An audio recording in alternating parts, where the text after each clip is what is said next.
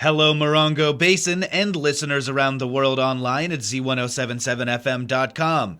Here is the Z107.7 local news for Wednesday, June 28th, 2023. Protections for the Western Joshua Tree have been bounced around various state commissions and courtrooms over the last few years, but a budget bill passed yesterday ensures our area's namesake tree is granted protections above other flora. Online news editor Robert Hayden is here with the story. The Western Joshua Tree will be permanently protected thanks to a bill that was passed on Tuesday. The protection was voted on as part of the state budget agreement, according to a statement from the Center of Biological Diversity. The bill comes after a long period of delays from the California Fish and Game Commission, which repeatedly pushed the decision to put the Joshua Tree on the state's list of protected species. The latest postponement, made earlier this year, came pending the outcome of this new legislation. The Department of Fish and Game will now be tasked to prepare a conservation plan for the trees by the end of 2024. Under the new law, the trees will have similar protections as under the California Endangered Species Act, protecting them from being wantonly cleared from land for new building development in the still booming high desert. Scientists also say the iconic species is under threat from climate change, with hotter and drier seasons hampering the slow-growing species from establishing new trees. At the current rate, scientists say the trees could largely disappear from the namesake national park by the end of the century. Governor Gavin Newsom is expected to sign the bill into law this week. It's unclear how these protections will affect those of us who share the Morongo Basin with the iconic species, other than ensuring that the tree stays top of mind when thinking about how to conserve and protect the area that we call home. Reporting for Z107.7 News, this is Robert Hayden. The California Department of Transportation has announced the schedule for a major construction project on Highway 62 between 29 Palms and Vidal Junction. Beginning July 10th, Caltrans will undertake an asphalt rehabilitation project that will impact 29 Palms Highway, also known as State Route 62, most weekdays. The major two-lane thoroughfare will be reduced to one lane of traffic for periods between 6 a.m. to 3 p.m. and 7 p.m. to 5 a.m., Monday through Friday, with delays expected to be 15 minutes. The California Highway Patrol will be on hand to assist with traffic control and safety. The $4.9 million project will begin on July 10th and is scheduled for completion in December. For updates on closures, you can sign up to receive emails from Caltrans at a link in this story at z1077fm.com. The 29 Palms City Council held a 2.5-hour meeting last night that featured both a packed agenda and a packed room of concerned residents. Reporter Heather Clisby has details from last night's meeting. Last night, the 29 Palms City Council meeting began with an update from the All-Resident Wastewater Committee. It was reported that the meetings were well attended and somewhat contentious, with many residents concerned about plans for a new citywide sewer system and wastewater treatment facility. Many fears alluded to a possible smell, health risks, and a decrease of property values in the area. An item was removed from the consent calendar for further discussion, and it sparked strong thoughts, both pro and con, about the Tourism Business Improvement District's effectiveness.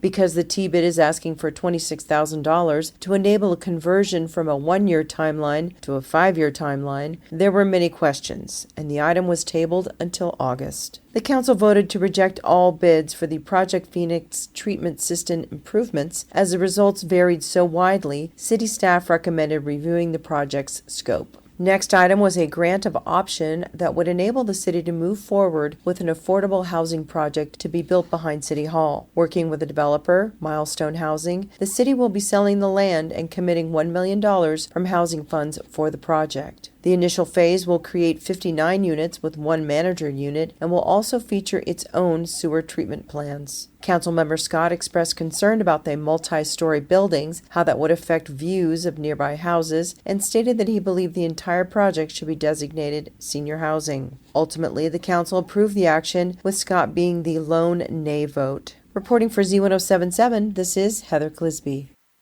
In a short meeting, the Yucca Valley Planning Commission met last night and reviewed the current land development report.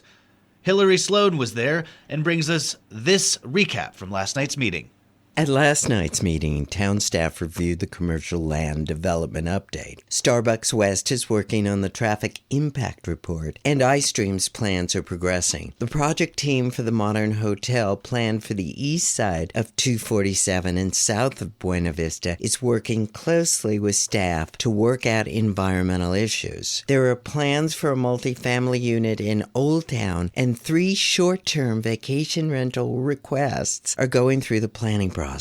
Additionally, town is reviewing the mounted roof signage regulations. Lastly, recent news from AutoCamp is they are upgrading individual hotel rooms, but has changed its architectural firm and management team. Quick Quack is moving forward, and the Yucca Valley Airport field is getting repaved for the first time since 1986 with the Measure Y grant. Finally announced late today is the passage of the Western Joshua Tree trailer bill that should be sent to the governor to be signed tomorrow. Staff will report back with more information. Reporting for Z107.7, this is Hillary Sloan. The Morongo Unified School District Board of Trustees held their last regular meeting of the 2022-2023 school year last night at Joshua Tree Elementary. Assignment reporter Gabriel Hart was in attendance and has this recap for us today.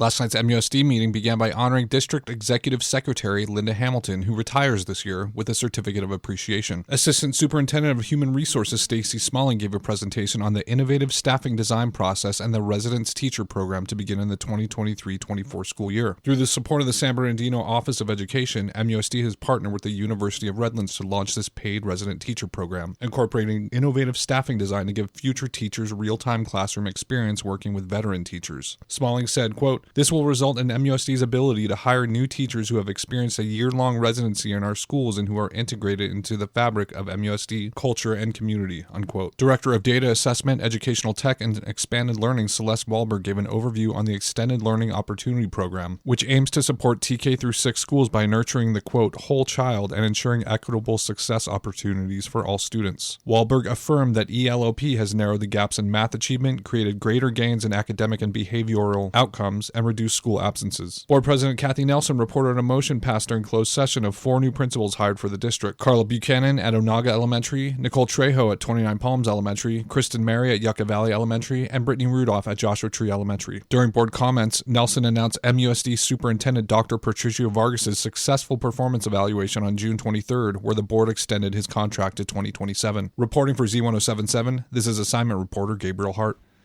The 29 Palms Water District Board of Directors will gather this afternoon to discuss water-related issues.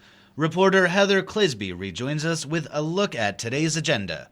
Wednesday evening, the 29 Palms Water District Board of Directors will tackle several agenda items at their monthly meeting. A public hearing will be held on the proposed continuation of a water availability assessment, followed by a discussion of a resolution to continue this assessment through fiscal year 2024. The board will then consider a resolution to adopt the annual budget and compensation plan for fiscal year 2023-2024. Next, the board will discuss and consider accepting a proposal from Noble Systems for GIS services. The board will also consider the employee COLA compensation for fiscal year 2023-2024. The remainder of the meeting will consist of management reports on maintenance, water quality, and finance. The meeting begins at 4 p.m. on Wednesday, June 28th at 72401 Hatch Road in 29 Palms. Reporting for Z107.7, this is Heather Clisby. And finally, 29 Palms has received a $100,000 grant to support public art across the city. The Inland SoCal Creative Corps has awarded the grant to the city to support its Art in Public Places program.